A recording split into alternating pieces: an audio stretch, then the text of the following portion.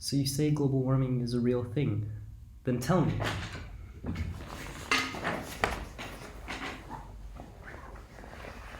Why is it so cold in Chicago so much? Well, local weather is different from the global climate. So if we look at the average temperature of the world, we see that it is slowly increasing. Well, I've heard that it was warmer during the medieval period than right now, so it seems like you have some false news right there. Well, actually, two papers, one from 2006 and one from 2013, suggested that the medieval warming period is actually less warm than it is right now. Not to mention that there was greater solar activity and less volcanic activity than there is right now. So we know that neither of those are causing the current global warming. Okay, water vapor is much worse than CO2, but there's a lot of water vapor everywhere and we're still fine, so I'm kind of doubting the CO2 being a bad thing.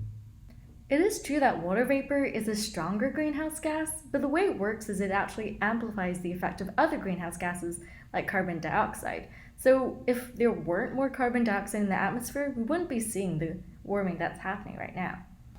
Honestly, I'm much more scared of the sun. That's probably the real cause of all this warming, a giant flaming ball in the sky. So, it is true that the sun is the source of most of Earth's energy, but it's been cooling in the past 35 years, whereas most of the warming we've seen started after the 1960s. I mean, if you look at a lot of people promoting this global warming stuff, Al Gore got a lot of stuff wrong and he's reported as a hero by all these tree huggers. Firstly, Al Gore being wrong doesn't really disprove anthropogenic global warming. Secondly, there are only two major inaccuracies in an inconvenient truth, one of which is a misattributed graph. So I'm not sure Al Gore really was wrong. Yeah, but actually, according to the science, Earth is heading toward an ice age, so your ideas are probably wrong. So the relationship between Earth's orbit and its tilt does create regular cycles of ice ages and interglacials.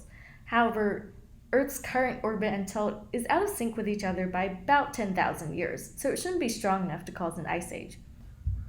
Yeah, but the Earth has warmed before, and everything is still alive here, so this is just going to be another one of those brief warming periods. Carbon dioxide emissions are increasing at an unprecedented rate, similar to some of the most destructive changes in the past, like the end of the Permian period. So I'm not really sure that should be a comfort to us. Yeah, there's CO2 being released, but by volcanoes, by natural processes, humans release so little, there's no way we can have any impact on the entire Earth. Sure, human activity only releases 29 gigatons of carbon into the atmosphere. However, the carbon cycle is originally in balance, absorbing a little over 10 gigatons of carbon more than it released. Now that we've added over 10 gigatons into the atmosphere, the carbon cycle is no longer able to absorb all that extra carbon dioxide.